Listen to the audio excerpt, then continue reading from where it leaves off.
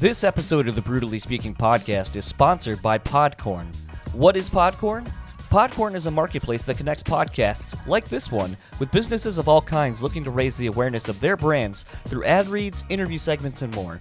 I recently came across Podcorn and thought their idea of matching businesses looking to advertise on shows like this one was too good to be true, but quickly found that the site was very easy to use and was able to browse companies that I thought would fit the interests of our listeners. I've also come to love Podcorn's transparency when dealing with potential advertisers. Being able to set your own rates and having a variety of brands with a clear-cut idea of who they want to target and what they're looking for helps alleviate the stresses of sending countless blind emails in the hopes that someone will reply. All of this, and there are no middle people to deal with, and you don't have to give up any of the rights to your show.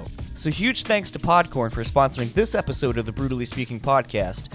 Explore a wide array of sponsorship opportunities yourself and start monetizing your podcast by signing up today at podcorn.com/podcasters. Now on to the show. What's up, everybody? Welcome to another episode of the Brewtally Speaking Podcast, the official podcast of MetalNexus.net, where you can get all your show reviews, concert photos, and the latest going-ons in the rock and metal world. And with me, as always, is Daniel Terry. How are you doing this evening? I'm doing good, man. I'm stoked. I got a new job, and I don't have to work on garage doors anymore. I mean, unless I want to, and so that's exciting. I don't have to be outside in negative 10-degree wind chill. It's kind of fantastic, I'm not going to lie. Yeah, and all it took was a fan of the podcast to make that happen. Well, he's like one of my best friends, man. It's going to be cool. He's going to get to crack the whip. He's going to be the only person that gets to tell me what to do besides my wife. And that's only when she has to pee. Shut the fuck up. Totally. This episode's guest is Telle Smith from The Word Alive, whose latest album, Monomania, is out now via Fearless Records. This is a fun chat. So The Word Alive is not a new band by any stretch of the imagination. They've been around for over 10 years now, I believe. And Telle Smith has been in a lot of bands prior to that you may be aware of.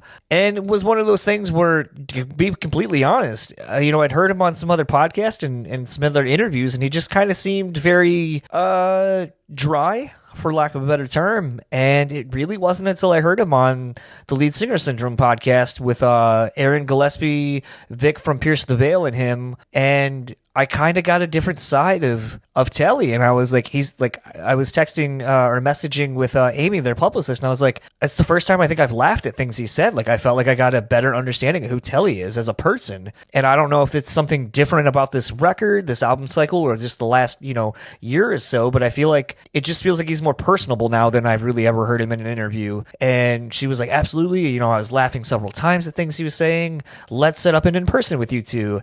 And so we did it in person when the band was here in Grand Rapids on the sold-out date of the Falling in Reverse tour, and gotta say, dude lived up to my expectations based on the last interview I heard him do, and was super gracious with his time. I think we talked for about 40 minutes or so, and he's sick, you can kind of hear it in his voice. And on top of that, I kind of asked him some kind of maybe some different off-the-wall questions pertaining to the record and himself, and just where the band's at, because a lot has been made from himself and the band leading up to the release of this record that, they really had kind of been introspective and wanted to think about this being a relaunching point for a band. And I find that very interesting because, as I said in the interview, you don't see and hear bands talking like that until it's like, okay, well, this is the end of our career. Let's look back at it now.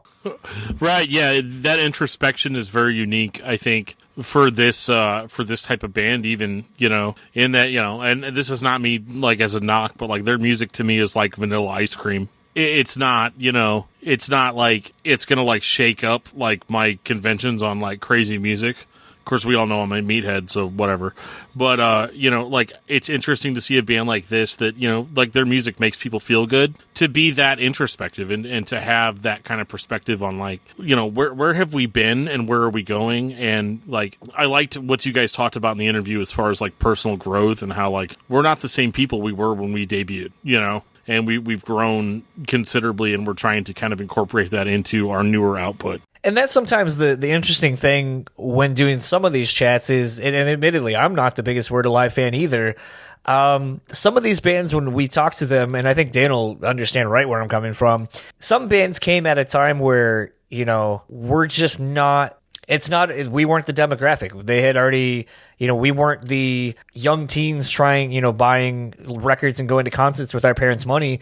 This is the era of I was a broke 20-something living on my own, didn't even have fucking internet, so it's not like I could download anything. And right, there's just a handful of bands that passed me by. Like last episode's guest with Andrew from the Ghost Inside, like I was telling him because he was like, oh, thanks for not, asking a ton about the Ghost Inside. And I go, be completely honest, dude, like you guys weren't a band I was super into, because by the time you were coming out, that was when I was like broke, living by myself, and barely had enough money to pay my rent and bills as it was, let alone frivolous things like new CDs or internet and Wi-Fi in my house. I didn't even have a smartphone, so what the fuck was I going to listen to it on? You can always listen to it, on a like a one speaker setup, and then hate yourself. I'm going to go to the public library and use it in my 15 minutes of free internet time I get to have. Totally, man. Like, for real.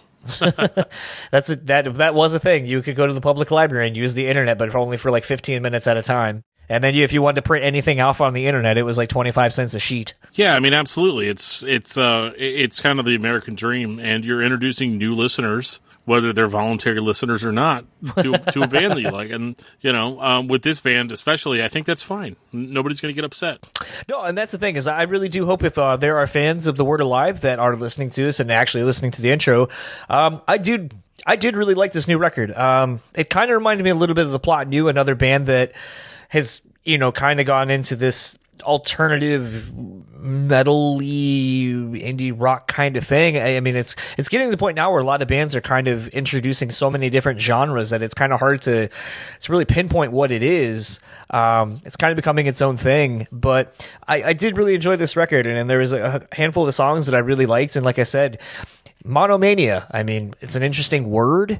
It just is something that kind of catches your ear and your eyes when you see it, and just kind of when looking up what it means and seeing how it kept correlating throughout the record, it just kind of, as a 35-year-old person listening to this, I was like, I relate to these things based on things I've gone through. Will a fan that's younger than me really necessarily pick up on those things? Probably not, but you know what? That's okay, because they probably have their own identifiers with what they feel in the record. And that's the beautiful thing about music, is it can mean different things to different people.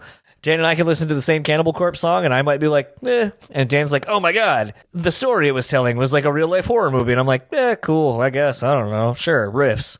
I like riffs. Yeah, but all of that aside, let's get into my conversation with Telle Smith of The Word Alive, and we'll talk to you guys afterwards.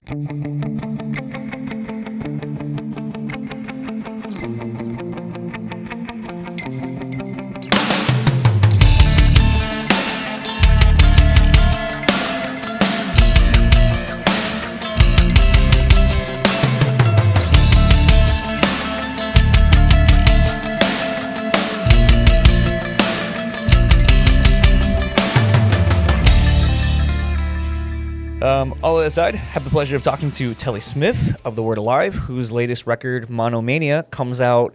Well, technically, as of when we're talking, you have them here, first day. Yeah. But technically, the record does not come out until this Friday, the 21st. First off, I always like asking, when you're so close to a record coming out, because of how long of a process it is between actually recording it, waiting the 5, 6, 7 months for your promotional rollouts and the vinyls and all that kind of stuff.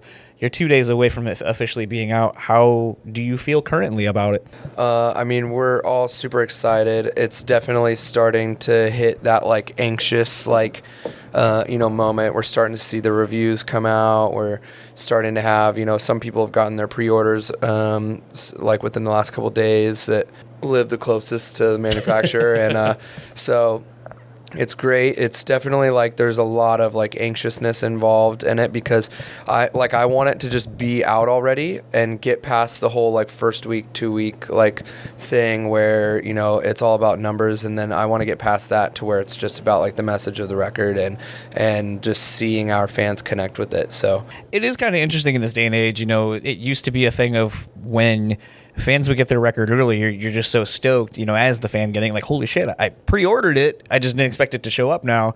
But then I also feel like now we're in such a world where everyone's so worried about leaks of any kind affecting your first week numbers, because as we now have come to learn, that's what affects your touring, that's what affects a lot of the festival opportunities and so forth, that the business side of things get affected when these leaks happen.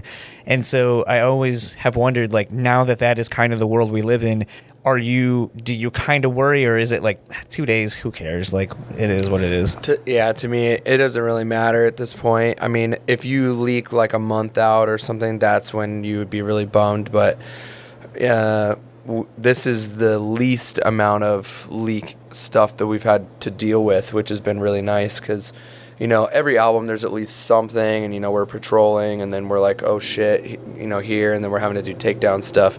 I mean, not us, Fearless and Concord, but so this has been super easy, and so there was no stress on that end, which was nice. And and then just now for me, I mean, obviously, like, it's not 2009, 10, 11, 12 when albums were flying. So to me now, I just look at, our streaming, I look at the shows that we're playing, and I don't have to worry too much about the numbers. I know that if it's great, it can really help you, but there are gigantic bands that aren't selling like a ton of records that are selling out huge venues, and their streaming numbers are great. And so for me, I'm just like, I just want it out there so that people can actually enjoy it. Yeah. Something about the record, especially in name, that really intrigued me, being someone who loves a good word, learning new words and so forth. Monomania, when I saw it, I started, before I even heard a note of the record, I just kind of thought about what it means to me as the word. And maybe, so that way when I talk about perhaps listening to it for the first time, I can kind of see if that informed how I felt about what I was taking in. And so Monomania, before I looked up the word, I just kind of figured it as more being egocentric, focusing on the mono of you.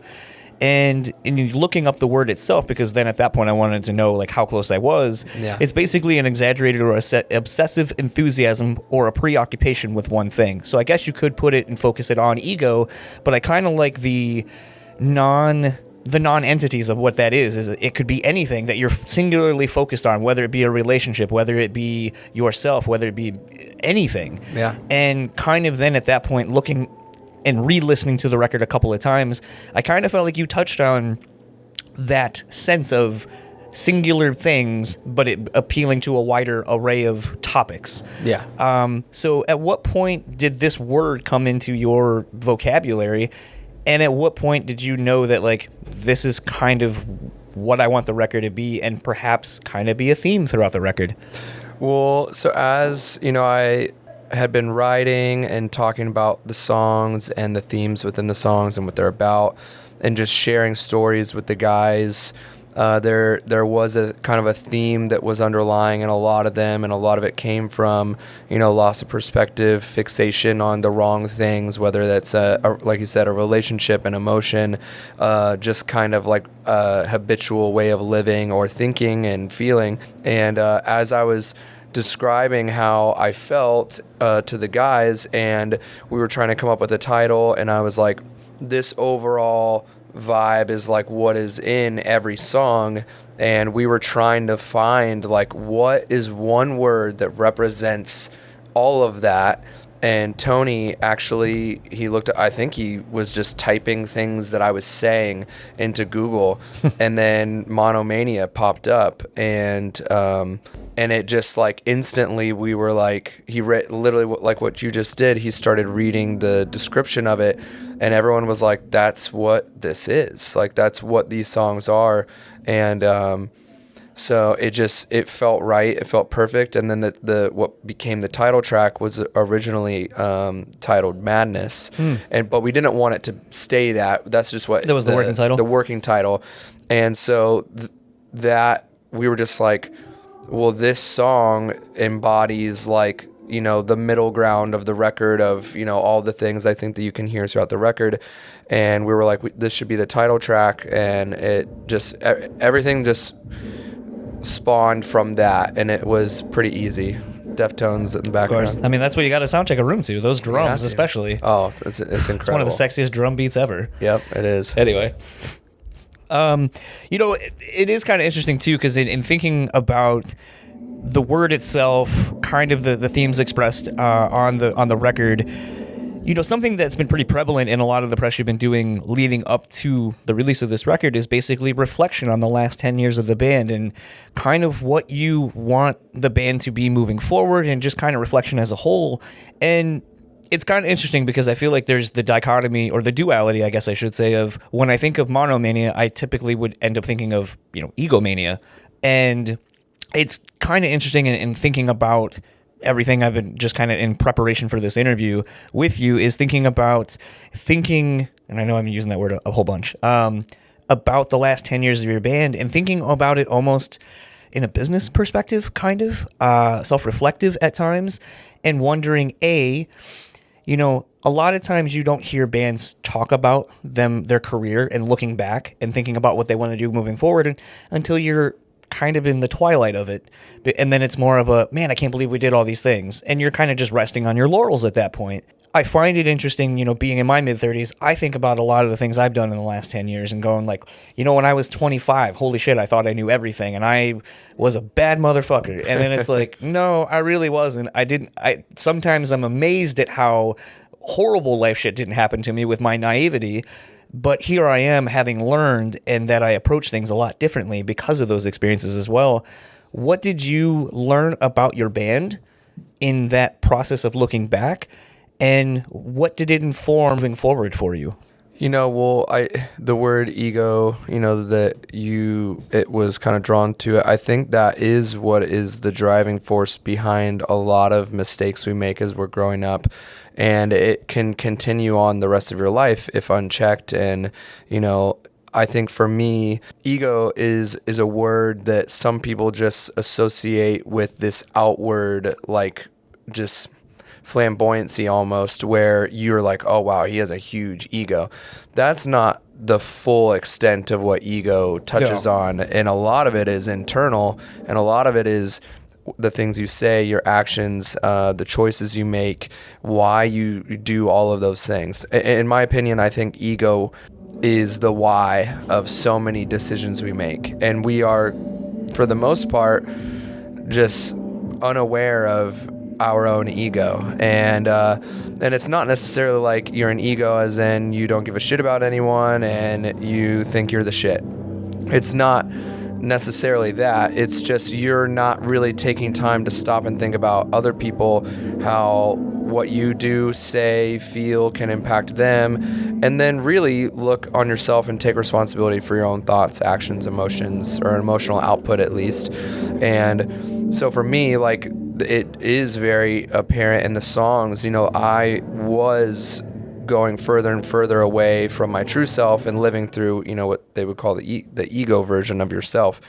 And so for me, that that's the side. It's like, no, you're fine. Like, you don't need to talk about this, or, oh no, you're doing this thing that if you were in a clear-minded place, you'd be like, what am I doing right now? But if unchecked and you just don't really have accountability for yourself, the way you think and the way you treat people, or the experiences that you're taking in, and you don't really look around and you're like, why is this happening? Or is there something I could be doing better that would change everything for me? And I just wasn't thinking that way. And part of that is naivety. Part of that is just, living a life that my childhood didn't prepare me for, touring the world and being the singer in a band and moving across the country from my family. I've been learning and growing, in a way that I wasn't necessarily made aware that you can even grow. And so this record, and obviously like hitting the 10-year mark with the band and releases, it was a huge part of reflection. But I was also engaging with that before we hit that point, due to some personal things that I had gone through that led to a lot of these songs. And, just, it sounds cliche to say, but, you hit a rock bottom, and when you hit a true rock bottom, you have either A, you don't get a second chance, which is the worst possible scenario. 2, you just keep living the way and you run from all your problems, you don't face anything. Or 3, you face and you're just like, I need to do something more with my life. I have this ability, I have friends, I have family, I have this job that I love, this passionate outlet. I need to start looking inward and start changing. Yes? 1 second, friends on the podcast. Yeah, it is inevitable. But yeah, overall, just like as you're looking back, and then it just, a lot of these songs were me taking what I had been through, seeing where I was at. Some of it is like from that perspective of where I was in the moment, and then some of it is now having come out of it and being on the other side and being more reflective on like, wow, like I was an idiot. and yeah, you question or wonder like, man, how did I even make it out with it not being worse, or like it relatively unscathed if it is. I mean, I don't think anyone comes out of some of the things that I've been through like without it, weighing on you. But you also, if you deal with everything in the right way and the best way possible, you can kind of get through that and understand that this is a part of my journey that has helped me get to where I am today. Something that was kind of interesting too about some of the press releases is basically you were saying that in all of this, you felt it was time to kind of reintroduce the band, to kind of make it be viable for another 5-10 years. And, it's interesting because, a lot of bands, when they put out a new record, you always hear, oh, it's the most adventurous, it's the most, if you're a heavy band, the heaviest or the softest, or all the catchwords, buzzwords that'll help, push some extra copies or get people interested or whatever. When you say a reintroduction, and you've been saying it, what has that meant to you, and how do you think how have you practically applied it into the band and in the music at this point? Well, for us, I think a big thing was we had the discussion like, what do we want our band to represent? What do we want the message of our band to be? What do we want the legacy of our band? What, at some point we're not going to be doing this. What do we want to look back on and be remembered for, musically speaking? And, and then obviously along the way, you have to continuously recommit to this life and this lifestyle, and to each other as friends and bandmates, business partners, because it encompasses all of that. And, we had to make the choice of like, do we want to not just still do this, but do this together? And if we're going to do it, what direction are we heading, and where does everyone want to go? So we just had some really, really honest conversations. Everyone kind of said everything they liked, didn't like, about ourselves individually, each other, songs, records, the way we handled, day-to-day business things, like everything. We just went through everything, and we used that communication that we hadn't really had for a while, and we were able to kind of breathe new life into the band. And so as we were writing for Monomania, it was just no pressure. It was very enjoyable. We were all on the same page. We knew where we were going. We knew why we were going that way. And, for the first time in our entire career, we were thinking bigger than just one album. And so like with this record, for us, it's like Dark Matter is kind of like where a really big noticeable shift started in the band. And between Dark Matter, Violent Noise, there was a lot of experimentation that led to what you hear now in Monomania. And now I think that Monomania will be out. I think this is like the firmest we can say this is the word alive, but this is a chunk of the lane that we will find ourselves in, but we're also not afraid to push, those a little bit here and there. But for the most part, our whole mantra is like, we're just not going backwards. If it's not forwards, then there's no point in continuing for us. And so the reintroduction is really just like we are infatuated with the songs themselves. Like, we are fans of our own band almost more than we ever have been. And I think like having that for the first time and being older, having the last 10 years as a guide of a lot of what to do, what not to do, now we're just excited because we feel like we made it through the hardest part of being a band. And now we're into this like deeply committed, relationship with the music and each other on a wavelength that we've never reached before. It almost seems like it kind of falling in love. It's funny when bands say that, well, they don't really listen to like our stuff or anything like that. And I'm just kind of like, I get it. But at this point, I think the episode with Andrew from the Ghost Inside will be out, so I can go ahead and say this. It was interesting, the day that I went and did that this past Sunday, he had just gotten the final mixes for that record. And it was fun to see him be excited about it, because typically you do some of these and people are like, I just, I don't listen to my own stuff. I heard it, I had to listen to it for the mixing process or the writing process. I'm just kind of over it. I'm ready to do whatever we're already currently working on that you probably won't hear for another year and a half. So it's always kind of weird that bands kind of get in this like not jaded cycle of they're always excited about the new thing, but it always seems, because of how long it takes everything to come out, that you almost lose sense of being excited about the thing that everyone else is going to get to hear. So the fact that you're saying like we're kind of excited about this music that is getting ready to come out, that's kind of refreshing, because I don't typically hear band people say that. We've been jamming some of the songs like on our drives and stuff, like, and we are just like, we'll take breaks from it just so it's like exciting all over again. But like one of our favorite songs, Another Year in the Shadows, which I would say is probably the most left field song on the record, but maybe of our career almost, but not at the same time to us, because we're living it. So like we know our mindset and mood that we were in when we're feeling this and writing that song, and we were just so stoked. But yeah, we played it for the first time the other day after probably taking like about 3 or 4 weeks off from listening to any of the new songs, just, prepping for the tour, getting into stuff. We listen to a lot of podcasts when we're traveling around. So we put it on and we were all just like, damn, this song is so sick. And we're pretty dope. And so to like have that like feeling technically almost 12 years in from when we first started making music together is pretty sick, because it's never really happened before on any album. We've had songs, but not like every song. And so this is something, it's kind of new territory for us, because we've never been on the same page as much in our entire career. It's got to be nice at this point. Like you said, 12 years in. Something, and this may be kind of a weird question, but it's something I've kind of been obsessed with. So a lot of the bands that I grew up with, like your Atreyus, like even, a band from around here, Still Remains. A lot of these bands... Still Remains. I like that band. They were all signed young. Mm. And, I have this kind of, speaking again, kind of the ego, the id, and all that kind of stuff of thinking about bands getting signed so young.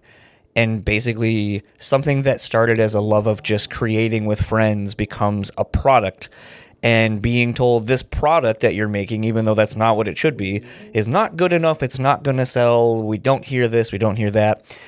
Now, adversely, nothing against any of the friends I have in any of these bands and so forth, but just thinking, you are kind of in this newer breed of singers that gets, touted for being good looking or having a really great voice. And I feel like that puts a completely different kind of pressure on you than just being, I got to sell X amount of records, and if it didn't do as much or better than the last one, it's technically a failure, even though I don't think you can quantify art by success or failure. But I've often wondered, does that put any extra unrealistic pressure on you that maybe some of the other people that aren't touted as such have to go through, especially at such a young age? I think so. When we signed to Fearless, which we're still with Fearless, we're the longest active band on the label. We were all 18, 19, except for me. I was the oldest and I was only 21. And I think, going from that and for the first time having people commenting on image and things like that. And as we're currently doing this, I'm in slides, sweatpants, and I'm just relaxing right now. But, I do think certain bands are different, and it ranges, because you have the bands, like, not that they're not good looking by any means, but say like Every Time I Die, you're going to their shows, and if Keith is in a suit or if Keith is in sweatpants and a flannel, nothing changes, between the two. You would either be just like, oh, Keith's in a suit today. Like their music is just so 100% of what they are. And I do think that there's certain bands where that percentage is shifted. Obviously if you're a band like 5 Seconds of Summer, who are actually some really rad dudes, you can't just go on stage sweatpants and a flannel. They'd be like, unless they're all coordinating tracksuits. Yeah, it's just, it becomes a distraction from the music almost, and then there's a side story, and who knows. With us, we're like a very, very low level mix of both, where we don't want to look like we don't give a shit about our personal appearance whatsoever, because I think just in general hygiene and taking care of yourself, there's nothing wrong with that. I think everyone wants to just feel good and comfortable, which has been our thing overall. But then there's also an aspect of entertainment that goes in with live shows, music videos. So we've tried to blend in a little bit of the entertainment with this record, from a fashion standpoint that we weren't necessarily really fixating on at all before. But it's because it's kind of fun. It's like, for me and some of the guys, like, Halloween is just, it's not about candy to us. It's like, hey, we're usually going to be on tour, and it's just an excuse to dress up, and we're really good friends with like Motionless in White, and they have their whole thing, and it's like, it must be kind of nice that you can kind of hide behind something when you go on stage. Creates a character. Yeah, and you can be that and live that on stage, and then you come off stage, and you can just fully be yourself, and that's just this thing. But for our band for so long, it's been like we've been the same on and off stage, and I think it can be a little draining that way, because it's going on stage can be a huge release, and you have a great all it takes is one great show and you feel like on top of the world. But sometimes when you go on stage and you look around, we're like, we all look good, we feel good, like, and we're playing a great show. It just gives you kind of a sense of like direction, that we're all in this together, rather than just a random bunch of dudes who got together and just happened to walk on stage. There's more of like a symbolic thing behind it that's like, hey, we are in tune with each other and we're playing this music that we love. It's funny that you picked Every Time I Die. They are one of my favorite bands, and I always think it's interesting them. And I've often said, I don't know if I've ever really said it on the podcast, but I know to friends, they are an anomaly, because Sans the drummer, but it's nothing against Goose or David or Daniel or any of the people that have been in it. But you have such unique people in that band. Jordan, I was telling to someone the other day, when watching shows, a photography friend of mine that covers a lot of the shows here in town, when covering Every Time I Die, I was like, you're going to want to look more wide shots of Jordan, because he does a lot of jumping, so you're going to want to let these action shots. Andy, you want to get kind of low, let the backlight from the stage light kind of backlight him so he looks big and hulking, because he is. Mitch, you kind of same thing, he's crazy, whatever, you kind of want to get close, wide shots. Keith, you want to shoot maybe above everyone's heads, because he kind of is right in there with everyone, so it gives it this passion, this energy from a still photo. And I don't think a lot of people maybe look at bands like that, or just shows in general, of taking it all in and seeing what each individual brings to the table, and then what they bring as a whole. And I sometimes don't know, or wonder if I've ruined shows for myself because I look at things like that. Nothing makes me happier when I see shows and it's not necessarily that I want to see bands fuck up, but I love when someone almost eats shit, or someone is fucking with the drummer and grabbing on a cymbal grab, and the guitar player might do it, and just we do little things like that it's those are for you guys. And a lot of fans may not notice that, but I love that, because that shows me that you guys are having fun up there. Not just here's the set, we're playing it for the millionth time. Yeah, no, absolutely. And I think when we were younger, and the scene kind of that we came up in, there was a lot of what fell into what felt like choreographed movements and things. And looking back, it's so funny to me. And everyone did it, and everyone loved it, and it was the cool thing to do. And now that we're older, we don't do that. Everyone's doing their own thing. There are certain movements I'm sure we all do each show, or certain times whether it's jumping or headbanging because it's on beat, but for the most part, everyone now has their own identity on stage and just kind of lives through that. So it's cool, because to me, I like watching bands like that too, where you never necessarily know what you're going to get. And I like seeing that, real aspect to it. Kind of as we start wrapping up, I've kind of found it compelling that you've been pretty vocal about the fact that you won't put out a record or start a record even until you're ready to do it. In the day and age now where, like we were just kind of saying, music has become a product, it's become a commodity. I think it's pretty bold that, like, and especially the fact that your label doesn't pressure you into doing shit either until you're ready. Do you think that because of you guys not putting anything out until you're ready to do it and that it means something to you, do you think that that is why your fans have such a deeper connection with your music and you as people, because they know it's not just a product, that you actually give a shit about what you're doing?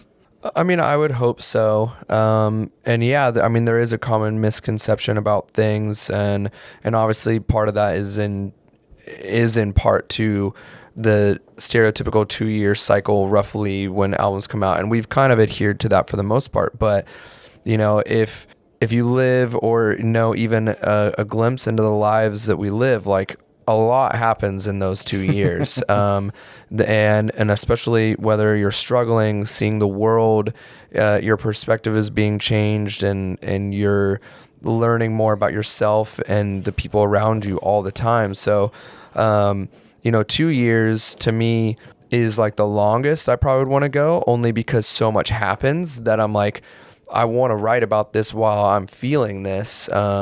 And it makes it a little bit easier to kind of dive really deep in with the lyrical components of writing. It's a little bit harder at times for me to, think back on subjects that I don't actively like feel, or, I'm not necessarily reminiscing on them, which is why I think a lot of bands, it's not that they dislike their older material. I think it's just they might not relate with the way of thinking that they were expressing at that time. And that's kind of what it is for me. It's, most of our early songs aren't really a reflection of how I think or feel. Not that I was saying anything like controversial to like my own beliefs, but just like, I'm not a young, angry, pissed off, or feel like I have something to prove person now. Now I am more like reflective. Now I see more the impact of our music and how certain things that I've gone through, I'm like, okay, like, I made it through this, and we're talking, with friends on tour, and everyone's kind of going through these things, and we, want to be honest about our lives. And that's the path that we've chosen within our music, is to share real pieces of ourselves in our music. So for me, yeah, we start writing, and when it feels right, then we hit up Fearless, and we're like, hey, we're starting to write, or we're feeling, this, and, or, on the opposite side, we might not necessarily be like, oh, we have 20 songs ready to go, but it might be like the feeling of we need to have a creative outlet, and we need to start doing that for our own sakes, because ultimately I would love to make music once a month, and just put out even more stuff than we do. But that does seem to be the direction the industry would cater to. It's, for me, it's fun. It's definitely, it would be a lot more hit or miss, and there would be less like overthinking probably involved. But I think you would get probably more of that lightning in a bottle feeling, because maybe you're like, I just was feeling this and wrote it and didn't have time to overthink, and now it's out in the world, and maybe it's your biggest song you've ever had, or maybe it's the worst song you've ever done, and you're like, you can laugh about it and be like, well, I'll have another song out next month. And you just are documenting like how you're feeling and thinking. And so it's funny, what you were just saying kind of reminded me of, the internet basically getting all in upheaval about Frankie from Amir, saying like, kind of what you were saying, like, it's not that I necessarily don't like my old lyrics or don't associate with them, it's just I'm not that same person. And I think everyone seemingly missed that point that he made. It was like, when he tweeted those things and then everyone picked up on it and so forth, I was like, he's not saying he doesn't agree with those lyrics anymore, or that he will never sing those. He's basically saying, like, I was looking back on it through a conversation I was having, and I realized I'm not that person anymore, but there are so many people who think I'm still that person from the first record, and I'm not. And it's so weird that we hold musicians, and I guess because it's the only thing really where it's a timestamp of you at a certain point, and for lack of a better word, it's like, I just went and saw Korn the other day, and I was thinking about where I was when I first heard that band. And it's weird because I know that band aren't those people anymore from that first record, but it is kind of hard at times for you to sit there and go like, but you are still those people to me. But it's like, well, no, now you're like almost 50, or you're over 50. Yeah. And if you felt the same way you did as you were when you were like 22, as we kind of were saying earlier, it's like, God, I would hope you're not, because that means something's not going right for you one way, shape, or form. I think, that is a mindset that is, it's never been one that I understood, even from a younger age. Like, I just always had the concept of like bands change, art changes. I always view music as art. Yeah. And I don't think a lot of people do. Because when you then give a metaphor, relate it to like drawing or a movie, then I think people start to see, they're like, oh, well, I never thought of it that way. Like, it's like, yes, there are there are a bunch of Terminators, and it's like you can do that, and there are a bunch of like Harry Potters and things like that, but they each still have their own identity and stories within that, and it might be all a part of one subculture, but yeah, you also can see Bruce Willis in Die Hard, and then you can see him in The Sixth Sense, and then you can see him in this. That's kind of like how music is for me. It's like, I think music tells a story, and whatever emotion rises to the top. And if you can combine that with some sort of musical entity that, makes you feel or connect with that emotion, then to me, it shouldn't really matter. I think as long as the artist is having fun, doing what they love, and just trying to be open and honest about what they're doing, I think there's nothing wrong with that. And I just think people, in a world where it's like we want what we want when we want it, a lot of people are afraid that once they have something really special from a band, they will never feel that way again with them. But that's okay. There's so much music in the world. Deftones is my favorite band. I would never want them to try to make White Pony or Adrenaline again, because they already did that, and I have it. I want them to keep trying to do whatever it is that they do. And I'm sure as I ride the wave of their career with them as a fan, but also as a musician myself, it's interesting for me to see like how the different things in their lives shift their music sonically and lyrically. And to me, it's just like a book. Like, I'm just reading this big book of like what you're going through. And so I view it as one big picture rather than like every album is the end all be all of one band. So serendipitous you brought up Deftones, because obviously Chino has so many side projects to showcase the various influences that he is into, and the things that influence him, between Team Sleep to Palms to Crosses. A lot of people have been clamoring from you for new solo music. Yeah. I've been working on it. I mean, that seems to be the common sentiment over the last handful of years. So it's taken a back seat to the Word Alive for sure, because in my mind, I have a bunch of songs, solo songs. So I've got a lot of that out. I needed to get that out and then start focusing on the Word Alive again. So I did that, but then I was like, all right, I want to get the Word Alive to this place, and I want us to all be healthy and happy with each other and connected. So now, once the album's out, we're taking a break for about 2.5 months right after this, and I'm going to finish all my solo stuff that I have, and hopefully by the summer, I'm finally dropping my first taste. I think a lot of people have no idea what to expect, and I love that. So it's funny you say that, because in listening back to some of your older material, even pre The Word Alive, and some of the collaborations you've done over the years, and even the stuff on this new record, it crosses and touches in so many different genres. So very much like Chino, I will ask you this: given how much you've done musically and touching so many genres, what is a genre that you haven't touched that you want to? Well, I touch on everything that I haven't, for the most part, with my solo stuff. Fair enough. So I'm a huge fan of instrumental music, post-rock, but I'm also a fan of pop music, hip-hop, but I like a very specific style of each of those. I think, like, you say pop and you're like Taylor Swift or Justin Bieber, and that's not necessarily like any influence to me, but I like lo-fi stuff. I like really the cool, I guess buzzword would be, it's like very vibey. One of my kind of mission statements, if you will, of my solo project is I want you to be able to sleep to it, fuck to it, or dance to it. And it could be on the background at a party. It could be, you're having a life talk with your friend and just going real deep into life. It could be, you just want to wind down. It's not abrasive like The Word Alive. has throughout our music. So I will say that there's no screaming, but there is guitar in almost every song.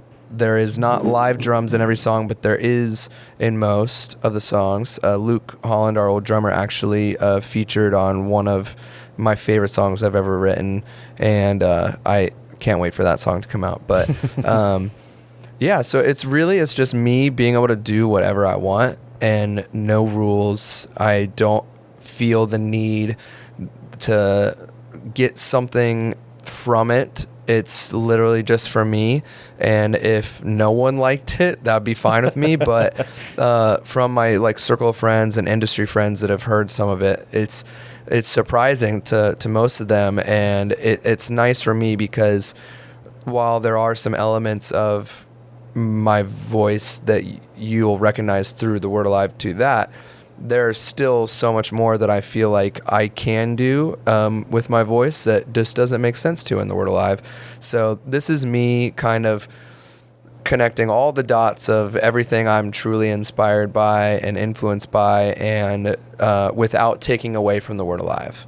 I wanted it to be something that was very disconnected from the Word Alive, so that if the Word Alive is your thing, that's your thing. You're not having to pick and choose. Oh, well, Telly's got this.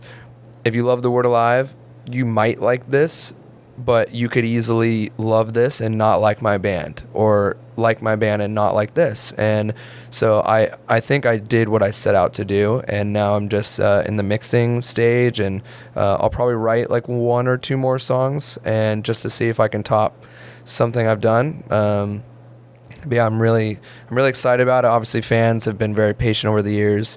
Originally, I was going to do an acoustic project and just have it be that, because I could do that all day and just record whenever. But I was like, I can still do that and just put those songs out there. But this is an actual project that I hope to play shows with and make something special. And lastly, where can everyone find you or the band on online? And I mean, you kind of already touched on what you got coming up, so I guess there's really not a need to ask that question. Well, for the band, anything, you can go to wearethewordalive.com, and you can find pretty much all the other social links, merchandise, tickets, VIP stuff, everything you want to know about us for the most part.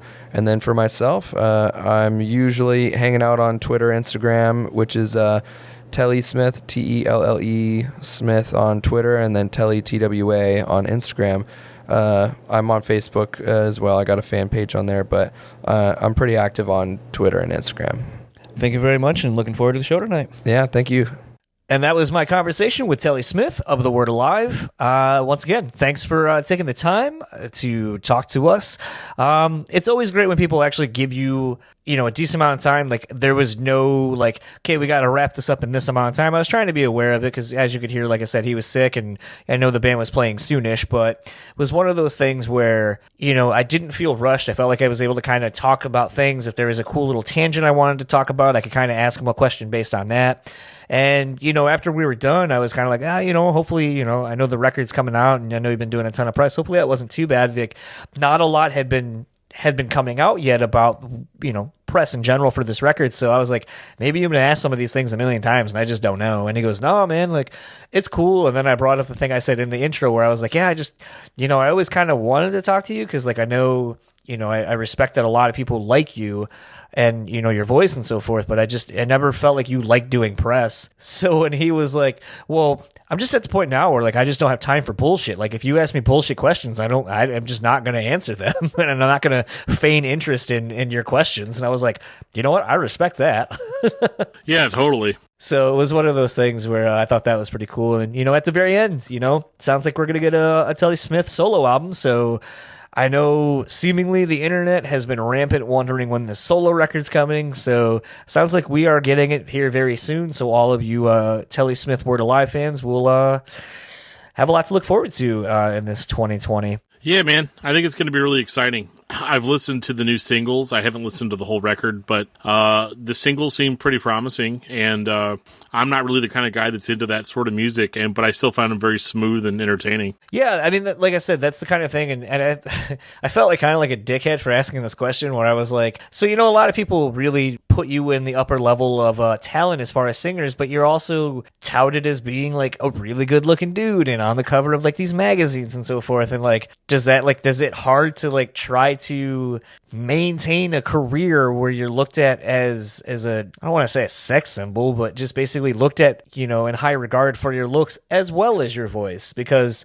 you know, not everybody has both. Yeah, I mean, it's one of those, like, that's a hard question to ask without sounding creepy. You know. You did a much better job than I did, or than I would have. I did like his reply. He was like, well, I mean, like, no one can see me, but I'm in flip-flops and sweatpants and a T-shirt. That's fine. That makes it more real. It's the boyfriend experience. It almost made me feel like I was a little bit overdressed because I was like, I kind of wish I was wearing flip-flops and sweatpants. Like, I mean, that's pretty much exactly what I'm wearing right now, but it was pretty cool. And you know what? I don't know what the fuck it is. Every time there's a drum tech working on something, or, you know, we're in these, you know, green rooms right behind at the intersection, there's always Deftones playing. Between that one with Phil Labonte we did, where they're literally playing a Deftones cover in the background to them leveling the room basically as the sound mix guy, mixing the room to basically a digital bath, which, I mean, I don't know, man. Deftones are just one of those bands where, you know, like a lot of people are like, I don't think anybody in any genre of music would be like, Deftones sucks. It's like there's a Deftones for you at some point in their discography where you're like, yeah, Deftones, love it. Totally. Yeah, man. It's universal. Scott Bowling and I are going to go see the Deftones together in Atlanta. It's going to be beautiful. It's going to be beautiful.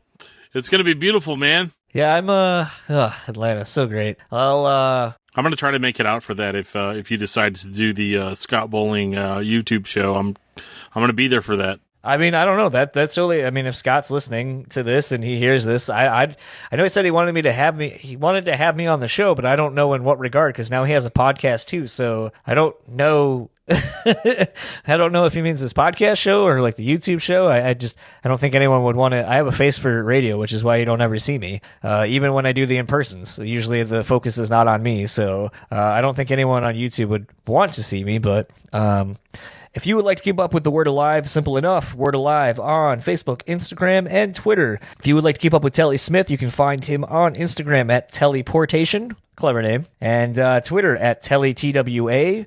And like I said, look out for that solo record of his, potentially dropping some point soonish after this tour is done. And go pick up Monomania. It's out now again via Fearless Records. If you would like to keep up with Metal Nexus, you can find them at metal.nexus. Nope. You can find them at metalnexus. Nope. You can find them at metalnexus.net, Facebook at Metal Nexus, Instagram at metal.nexus, and Twitter at metal_nexus. And Dan will tell you where he can be found. I can be found listening to the Plea for Purging single, Fat Pride, which is it's an unreleased track by Plea for Purging. You guys should check it out. I think that band's going to come back. They're being really shy about it, but I think they're going to come back. I can also be found on Twitter at DiscussMetalDan. I can be found on Facebook under Daniel Terry. I can be found on Gmail at DiscussMetalDan if you notice a trend there. And, you can find my other podcast. This is going to be crazy for you guys. It's at DiscussMetal.com. So, I'm all over the place. So if you can't get a hold of me, then I don't know really what to tell you. I gave you all the keys to the kingdom. You should be able to handle it. I have faith in you guys. Reach out. And if you would like to keep up with all things this podcast, it's simple enough. Brewspeak Pod on Facebook, Instagram, and Twitter.